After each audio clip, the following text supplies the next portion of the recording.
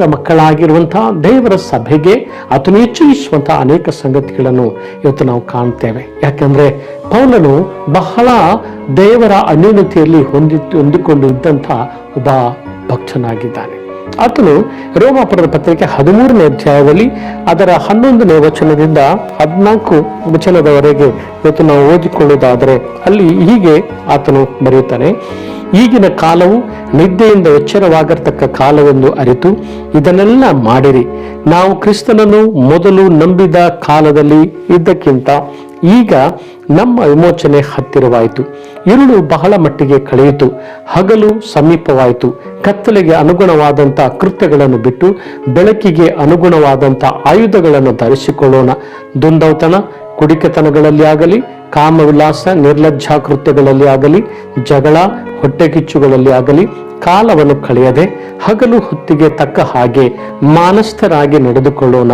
ದೇಹದ ಆಸೆಯನ್ನು ಪೂರೈಸುವುದಕ್ಕಾಗಿ ಚಿಂತಿಸದೆ ಕರ್ತನಾದ ಯೇಸು ಕ್ರಿಸ್ತನನ್ನೇ ಧರಿಸಿಕೊಳ್ಳೋಣ.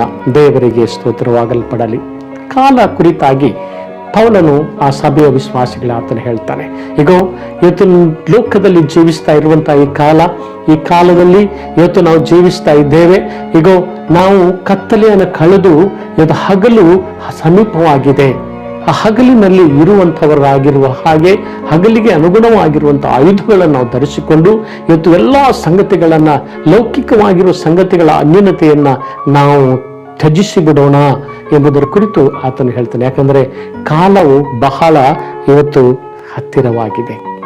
ಕಾಲವು ಇವತ್ತು ಕರ್ತನ ಬರುವಿಕೆಯ ಕಾಲ ಸಮೀಪವಾಗಿರುವುದರಿಂದ ಈಗಿನ ಕಾಲ ನಿದ್ರೆಯಿಂದ ಎಚ್ಚರವಾಗಿರ್ತಕ್ಕಂಥ ಕಾಲವಾಗಿರಲ್ಪಟ್ಟಿದೆ. ನಾವು ಬಹಳ ಎಚ್ಚರವಾಗಿರ್ತಕ್ಕಂಥ ಕಾಲವಾಗಿರುವುದರಿಂದ ಮೊದಲು ನಾವು ಕ್ರಿಸ್ತನನ್ನು ನಂಬಿದ ಆ ದಿನಕ್ಕಿಂತಲೂ ಈಗ ಇವತ್ತು ನಾವು ಮೊದಲು ನಂಬಿದ ಕಾಲದಿಂದಕ್ಕಿಂತಲೂ ಈಗ ನಮ್ಮ ವಿಮೋಚನೆ ಬಹಳ ಹತ್ತಿರವಾಗಿರುವುದರಿಂದ ನಾವು ಮತ್ತಷ್ಟು ಹೆಚ್ಚಾಗಿ ನಾವು ಈ ಅನ್ಯೂನತೆಯ ಕಾರ್ಯಗಳನ್ನು ಮಾಡುವವರಾಗಿರಬೇಕೆಂಬುದಾಗಿ ಪೌಲನು ಆತನು ಹೇಳುತ್ತಾನೆ. ದೇವರಿಗೆ ಸ್ತೋತ್ರ. ಇವತ್ತು ಕ್ರಿಸ್ತನು ಬರೋಣ. ಕ್ರಿಸ್ತನ ಬರುವಿಕೆ ಬಹಳ ಹತ್ತಿರವಾಗಿದೆ.